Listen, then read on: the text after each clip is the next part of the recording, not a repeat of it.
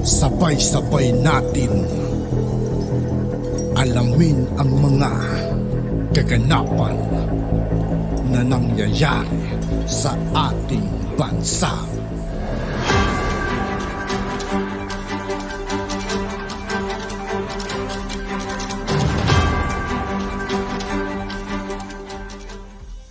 Yo, what's up mga kaibigan? This is I2K po again. Ngayon nandito ulit tayo sa channel ni Pinas Trending Now TV.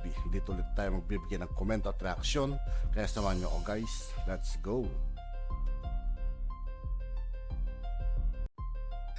Nabasa nyo na ba to? Hindi ko alam kung nabasa nyo na to eh.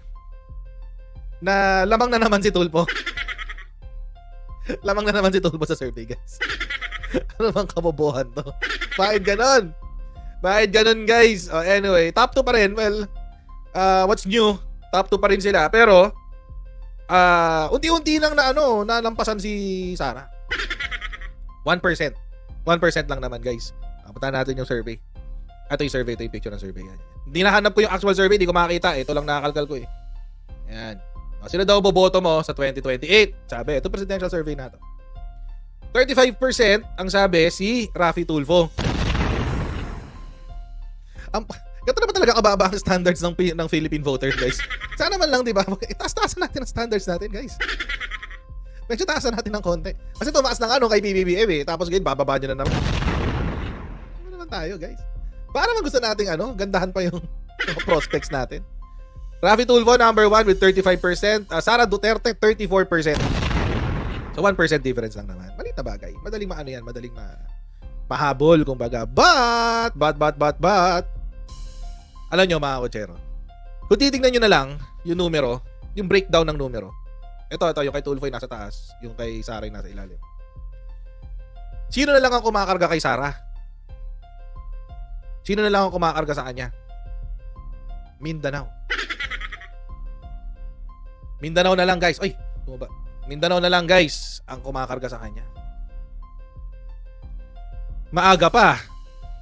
2024 lang. May 4 na taon pa. So, I'm pretty sure in the long run, habang tumatagal ang panahon, yung dati ang lakas ni Bibi Sara sa Visayas eh. Visayas, dati lakas na dyan. Ngayon, hindi na. Si Raffy Tulfo na yung malakas sa Visayas. Well, syempre, taga Mindanao si Tulfo. Pero, syempre, di ba? Baka hindi pa niya nape-penetrate ang Mindanao kaya. Pero si Sara syempre dahil taga doon siya, alam naman natin sa Pilipinas medyo may tribal mentality pa tayo ng konti. Kaya yung mga taga Mindanao, automatic sa kanya yung suporta. But this is very telling mga kotsero, ibig sabihin hindi na nila hawak ang Visayas. Hindi na nila hawak ang Visayas. Ano kaya nangyari na?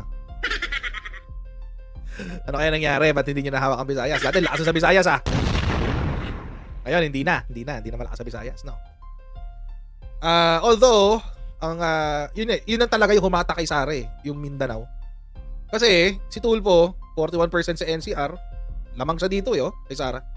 Lamang din sa Balance Luzon, lamang sa Visayas. Doon lang siya tinamaan talaga sa Mindanao. Paano kapag nagbago isip ni Tulfo? Sabi niya, kuha ko na pala yung yung majority Mindanao na lang, tatrabahuin ko Mindanao. Good luck kay Sara. lalong mawawala ang pag-asa ng mga Duterte Balahura supporters na makabalik sa poder ng national. Good luck. Maaga pa to Maaga pa 2024 lang. Sino pa ba yung mga ibang kandidato? Lenny, 11%. Aimee, 5%. Nandiyan pa si Aimee. Tantanan na natin si Aimee. Diba? Huwag na yan. Manny Pacquiao, may 3% pa. Robin Padilla talaga. Kung sino man tong 2% na boboto kay Robin Padilla, nako talaga. Meron pang 1% kay Risa Ontiveros. Isa ka pa. Lalo na tong 0.5% na boboto kay Martin Romales. Isa ka pa. Walang maganda, mga kotsero. Walang maganda. Wala akong gusto dito sa mga to. Sa kanila lahat. Wala akong iboboto dyan sa lahat ng yan. As of today, wala pa akong kandidato. Dati, Sara. Dapat. Kaso, wala Baliw Baliw yung pamilya eh. Tapos, ano naman siya, enabler ng kabaliwan ng pamilya niya. Walang choice. Walang choice. Yun lang, diba? I-postpone na lang yung 2028. Hindi pwede, no? Kailangan nasa constitution yun eh. Every 6 years on the second Monday of May. Nasa constitution yun, di pwedeng baliin yun. Wala tayong magandang choice eh sa 2028. Kung ito ang line-up sa 2028, wala, kawawa Pilipinas. Kawawa ang Pilipinas. Sana magkaroon tayo ng viable option. Tingnan natin sa VP. VP naman, ito yung VP. Grace po. Uy, dito naka-ranking si Aimee sa VP. Huwag naman sana. Dito naka-rank si si Aimee, no? Si Grace po, tahimik lang, no? Nag-rank siya sa nag-rank ML lang. Tahimik lang, no? Walang ginagawa, pero nag-rank sa VP. Walain mo yun, si Grace po. Aimee Marcos, puro ingay, pero second lang na second lang ang pinakamataas na na-achieve.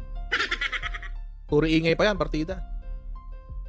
But technically, tie silang tatlo. Tatlo silang mayroong tie. Statistical tie. Si Aimee Marcos, Manny Pacquiao, Robin Padilla. Robin Padilla talaga? Ano bang nangyayari sa inyo, guys? Eto, yung mga boboto kay Robin Padilla, mga baliw kayo, promise. Hindi na nga nagfa-function na senador, gagawin nyo pang vice president. Hindi na nga maagalaw na senador, gagawin pang vice presidente. Ano ba naman yan? My goodness. Subiri, isa pa yan. Si Gibo, 4% sa VP. Sek Gibo. Ayoko siya mag-VP, totoo lang. Hindi niya deserve mag-VP. Martin Romualdez, isa pa yan. Kwenta yan. Others mentioned, Rafi Tulfo, Bongo, Risa Ontiveros, Kiko Pangilinan, Sara Duterte, Sebastian Duterte, Rodrigo Duterte. Bakit inaano niya pa si Rodrigo Duterte? Hindi na siya pwede. Well, for VP pwede. Malamang sa malamang. It's a loophole. Pero, anyway. Duterte. Ayoko na mag-Duterte. Ayoko na. Kayo na lang. Kung gusto niya pa, kayo na lang. Kayo na lang kung gusto niya pa. Pero ako, auto-pass. Auto-pass ako dyan. VP, wala rin akong viable choice for VP. Well, unless for... ayoko siya kasi ayoko siya mag-VP. Let's see. Wala. Except for, kung wala talagang choice, si Secretary Gibo ang VP ko. Kung walang choice. But it is what it is. Wala nang iba eh. Tatakbo si Sec Gibo na VP, hindi siya ang boboto ko. Pero akin lang yun. Hindi ko siya ine-endorse ha. Take note, hindi ko siya ine-endorse. Akin lang yun. That's my personal opinion. Pero kung iba gusto niyo, walang problema. Sa pagkasenador naman, ito naman sa pagkasenador. Okay, aga pang pag-usapan. Ito next year na to eh. Malapit na to. Game. Okay, 95% ang tawag dito. Ano ba to? Confidence. Tulfo, Erwin Tulfo number 1 to 2. Tito Soto. Ito sureball na to eh, Tito Soto. Sureball na yan, Tito Soto. Na mananalong senador. Sure na yan. Ano na siya eh, kumbaga institution na siya sa Senado eh. Doon na siya nakilala at malamang sa malamang doon na siya magre-retire sa Senado. So sure ball yan. Duterte, pass. Bongo, pass. Pia Cayetano, pass. Manny Pacquiao, pass. Bato de la Rosa, 50-50. Aimee Marcos, pass. Isko Moreno, Domagoso. As far as Isko is concerned, hindi ko pa sure. Kasi, alam niyo naman ako, may aversion na ako sa mga artista eh. Ayoko na sa mga artista eh. Ang problema kasi kay Isko, nakakotsero, he did well nung mayor siya. Sana nga nagstay na lang muna siya na mayor eh. Tinapos muna niya yung 3 term niya na mayor.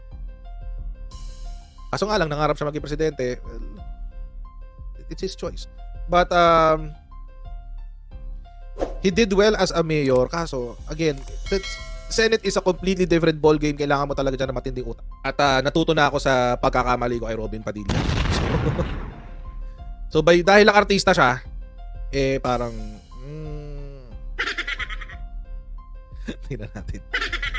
Ito, 60-40. 60% hindi, 40% possibly. I don't know yun. Ben Tulfo, wag na. We have enough Tulfos in the, in politics. Wag na si Ben Tulfo.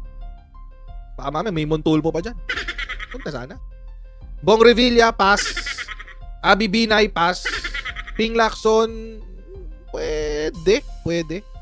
Pero malamang sa malamang mananalo yan si Ping Lacson. Kahit hindi ko siya iboto, mananalo yan.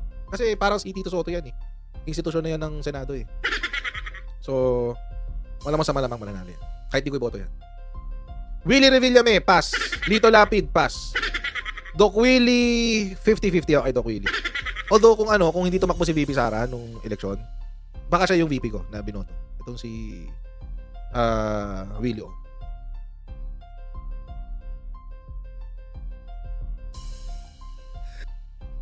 At yun nga po mga kaibigan, dito po nagtatapos ang ating reaction video. Muli ako po si I2K ng Sundalo ng Dunggalo. Maraming salamat sa patuloy na pagsuporta. Yeah, peace out.